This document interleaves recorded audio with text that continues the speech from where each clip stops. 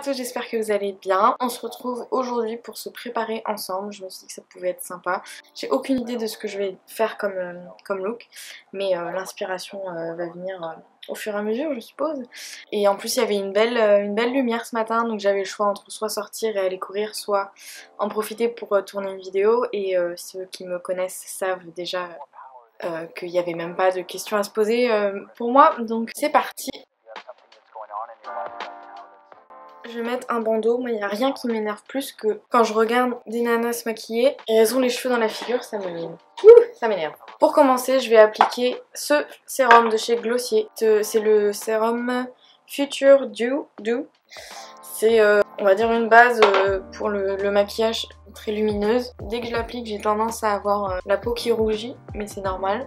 Après ça part. Je l'aime beaucoup. D'autant plus que ces derniers temps j'utilisais un fond de teint qui était assez mat et du coup qui avait tendance à enlever le côté lumineux de la peau. En plus j'ai la peau mixte, donc j'ai naturellement des zones de brillance, mais avec le fond de teint mat vraiment ça atténue tout. Donc ce sérum là je l'aime bien, il se marie bien avec le fond de teint en question. Et on en profite pour faire des massages à la peau pour activer la circulation, ça fait pas de mal. Je suis pas une pro là, loin de là, mais c'est toujours bien de passer du temps pour appliquer ces produits en massant la peau et en essayant d'aller vers le haut, et puis de pas oublier le cou aussi. Une fois qu'on a fait ça, comme d'habitude, moi je vais venir faire les yeux. Je fais toujours les yeux avant le teint. Pour moi il n'y a pas de meilleur ordre que celui-là, parce que il y a toujours le risque d'avoir des chutes de fard à paupières quand on fait ses yeux, et une fois qu'on a fait le teint, c'est trop tard pour rattraper. Donc toujours les yeux d'abord et le teint après. Et pour commencer les yeux, je vais appliquer l'anti-cerne Instant Anti-Âge de chez Maybelline comme base, parce que l'autre base que j'avais de chez NYX, elle est finie. Et ça me permet d'utiliser l'anti-cerne, parce que je crois que je vous l'avais déjà dit, mais il est beaucoup trop clair. Je me suis plantée dans la teinte complètement, mais au moins en base ça n'a pas trop d'importance. Le principe c'est juste d'unifier la paupière, donc que ce soit un peu plus clair ou un peu plus foncé, j'ai envie de vous dire que ça changera pas grand chose. Et je me demande si je vais pas faire j'avais envie de faire un truc assez coloré, mais vu que j'ai déjà un pull jaune, on va peut-être éviter l'effet clown. Mais je me demande si je vais pas faire un maquillage un peu couché de soleil. Je vous en avais déjà fait un, il me semble. Et j'aime bien ce genre de maquillage. Je trouve ça joli. Je trouve ça chaleureux. J'ai l'impression que ça va à tout le monde. Et pour faire ce type de maquillage, j'ai vraiment une palette que j'aime beaucoup. C'est celle-ci, la Perfect Filter de chez NYX. Et c'est toujours celle-là que j'utilise quand j'ai envie de faire ce genre de make-up. Donc on commence comme d'habitude par... enfin je commence en tout cas par poudrer...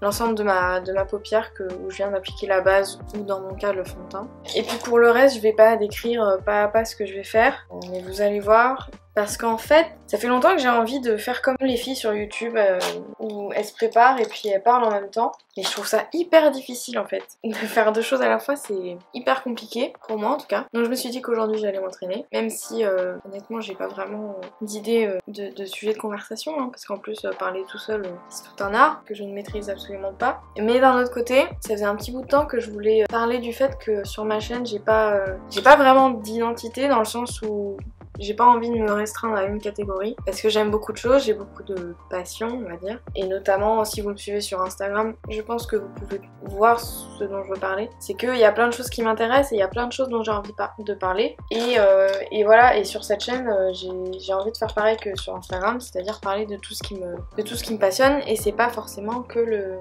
maquillage. Et parmi ça, il y a notamment le fait que ça fait quelques semaines, presque 2 mois, que j'ai commencé le yoga. Et plus particulièrement tout ce qui est inversion, c'est devenu vraiment une passion, parce que je trouve que c'est des objectifs assez concrets de réussir à faire telle ou telle inversion. Du coup c'est plus facile pour moi d'évaluer mes progressions, et du coup je partage pas mal là-dessus sur Instagram. Pas du tout par esprit de voyeurisme ou quoi que ce soit, c'est vraiment pour me voir progresser, et pour montrer aussi aux gens que il n'y a pas besoin d'être expert en quelque chose pour partager ce qu'on fait sur Instagram.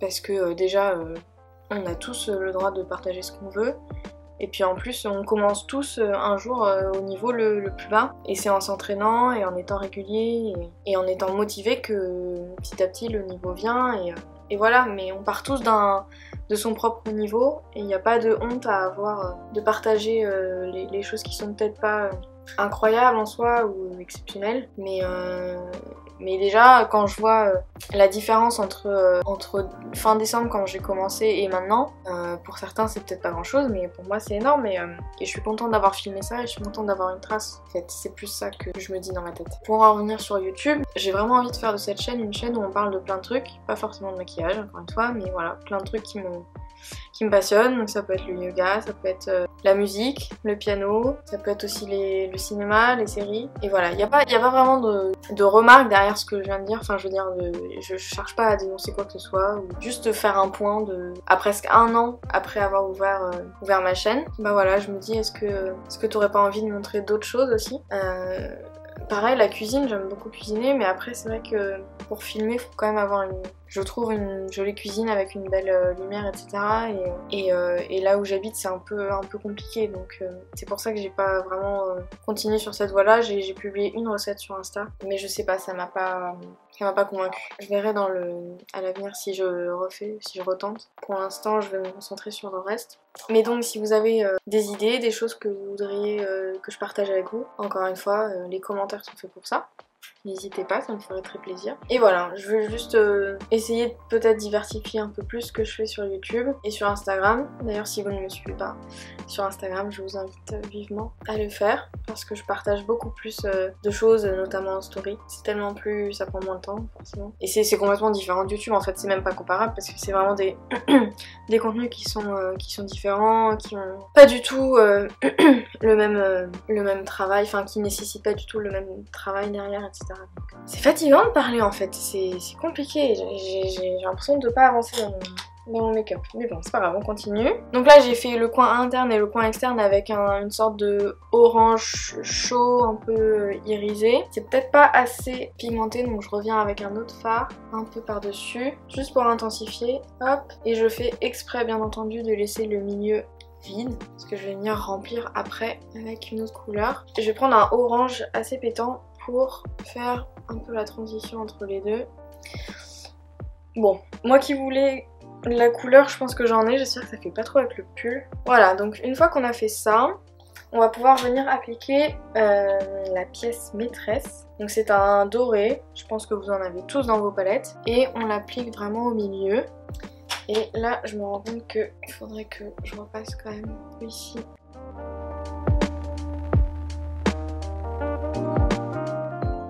Donc on n'hésite pas avec le doré.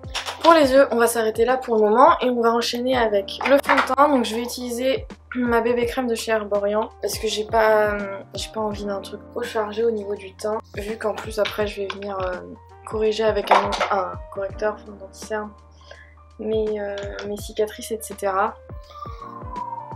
Il est un peu trop foncé peut-être, mais...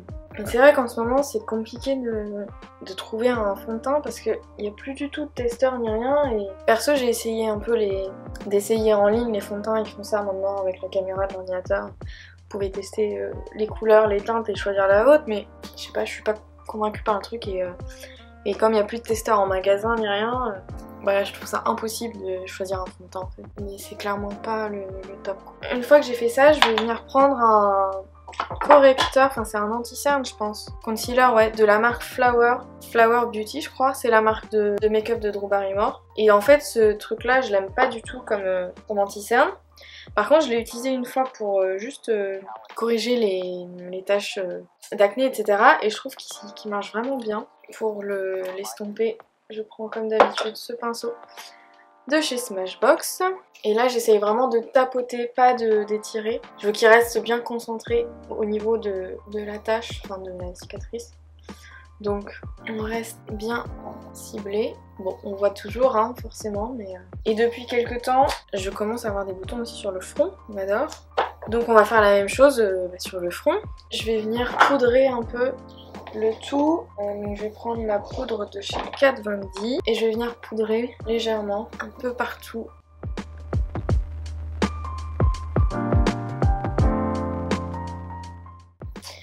Et j'ai oublié l'anti-cerne.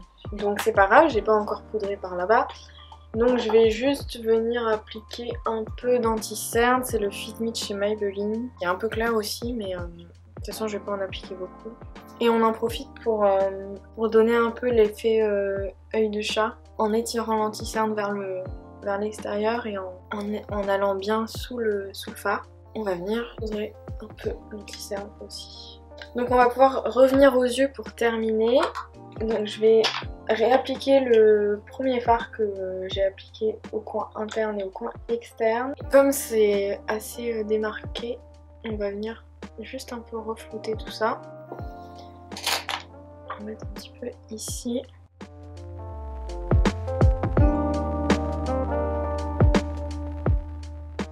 Et vers le coin interne, je vais appliquer le doré. Je sais pas si vous verrez bien, mais je l'applique vraiment jusqu'au coin interne. Et je le fonds avec le fard du coin externe. Hop, comme ça. Je pense que je vais appliquer un marron. Tout simplement.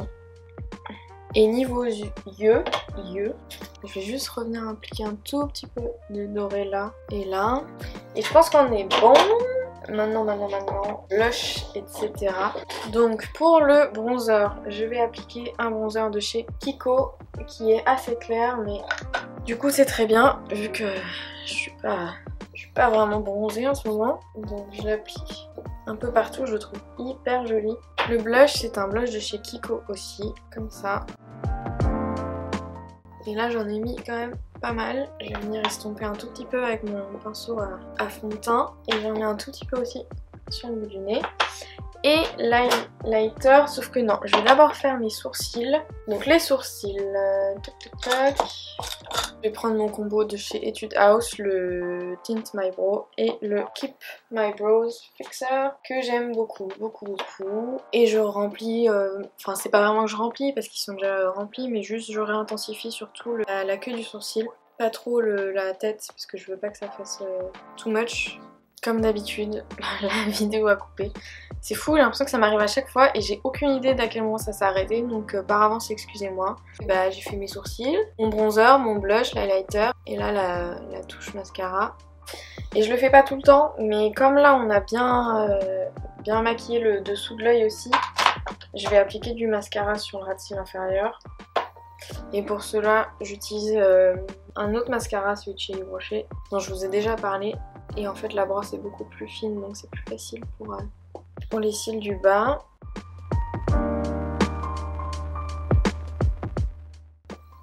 J'ai toujours des cils beaucoup plus longs vers l'intérieur, c'est pas logique. Qu'est-ce qui reste? Il reste éventuellement les lèvres. À vous de voir si vous voulez appliquer quelque chose. Mais moi en général j'aime bien appliquer juste donc ça c'est un crayon à lèvres de la couleur de mes lèvres quasiment de chez NYX que j'aime bien, qu'il faudrait que je taille. Et juste je vais l'utiliser pour redéfinir le contour et puis remplir, unifier un peu. Et puis tricher aussi si vous avez envie. Hein. Et voilà pour le make-up. Je vais enlever ça.